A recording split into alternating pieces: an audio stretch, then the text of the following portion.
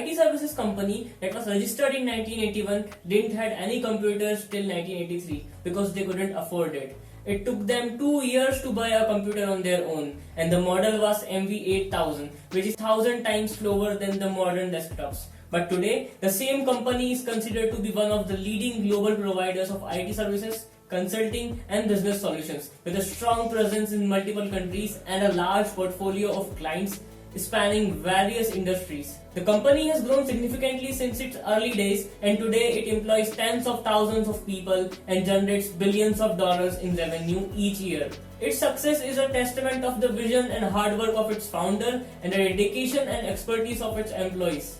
The same company creates software for Sony, Verizon, AT&T, Bank of America, Walmart, Coca-Cola. The list will go on forever. Yes, I am talking about Infosys, and it is one of the few Indian companies that has changed the way the world look at India.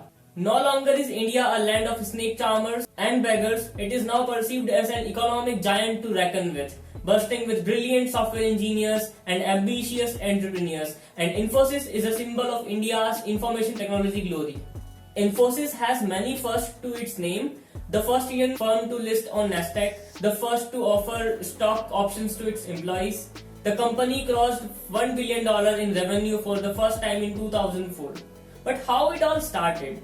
The founder of Infosys was Narayan Murthy. He was born in 1946 in Karnataka, India. He acquired a degree in electrical engineering from Mysore University and later studied computer science in the Indian Institute of Technology, IIT Kanpur. The idea of Infosys was born on a morning in January of 1981. That fateful day, N.R. Narayan Murthy and 6 software engineers sat on his apartment debating how they could create a company to write software code. After hours of discussion, the group came up with an idea of developing custom software solution for clients rather than just selling packed software. They also came up with the name Infosys for their company, which was a combination of the words information and systems. However, none of them had the money to start the company, but luckily his wife Sudha Murthy, who was an engineer with Tata Industries, had saved 10,000 rupees or $250 that she donated to start the company. 6 months later, Infosys was registered as a private limited company on July 2nd, 1981. Infosys co-founder N.S. Raghavan's house in Matunga, North Central Mumbai, was its registered office. It was then known as Infosys Consulting Private Limited. The company didn't have any computer till 1983 because they couldn't afford it. It took them 2 years to buy a computer on their own, and the model was MV8000. The first years of Infosys were not smooth. Most of the founder, Murthy, Neelkani, Dinesh, Shibulal and Gopal Krishnan were into writing codes, and they wanted to make an impact in the American market. After its formation in 1981, Infosys started to make its way in the US market by partnering with a company called Databasics Corp. Databasics Corp was an on-site developer of software for US customers. This partnership enabled Infosys to gain a foothold in the US market and start offering its services to the US-based companies. Later on, Infosys entered into joint venture with Kurt Salmon Associates, also known as KSA, a US-based consulting firm, to expand its operation in the United States. However, the joint venture eventually collapsed due to several factors, including cultural differences, disagreements over strategy and management, and conflicts over control and ownership. These issues led to departure of KSA's top management and eventual dissolution of the joint venture, leaving Infosys in a difficult position.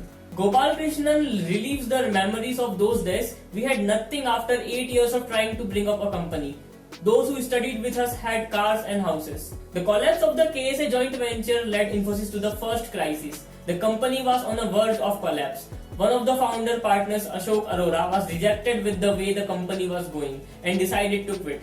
The others did not know what to do, but Murthy had the courage of conviction. If you all want to leave, you can, but I am going to stick with the idea and make it. The other partners, Neelkani, Gopal Krishnan, Shibulal, Dinesh and Raghavan, decided to stay. So this is the start of Infosys' journey toward becoming the leading player in the IT industry. After establishing a presence in the US market, Infosys began to expand its reach globally. In 1992, Infosys opened its first international office in Boston and Massachusetts.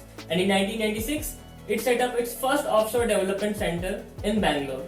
By 1997, Infosys had opened offices in Europe and Australia, and by the early 2000s, it had a presence in over 30 countries. As Infosys continued to gain popularity and recognition for its software development and IT services, it started to work with big corporations in the US like Reebok, Visa, Boeing, Cisco Systems, Nordstrom, and New York Life. Infosys derives about 2/3 of its revenue from the United States even today and continues to serve a large number of corporate clients in the US. With its focus on quality, innovation, and customer service, Infosys became the largest publicly traded IT services exporter in India. It provides services to 315 large corporations such as GE and Nortel, predominantly in USA. Moreover, in 1999, Infosys became the first Indian company to list on the Nasdaq Stock Exchange, which was a significant achievement for the company and the Indian IT industry as a whole. For the year ending March 2000, it earned $61.3 million on sales of $203.4 million. During the downtime on the stock market in the early 2001, Infosys growth slowed, but the company was still enjoying substantial growth.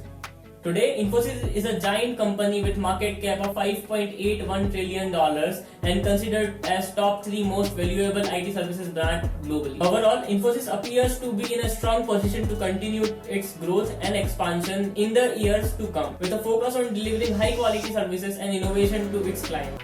Okay, so thank you for watching this video. If you have any questions or comments, feel free to leave them in the comment section below, and we'll see you in the next one.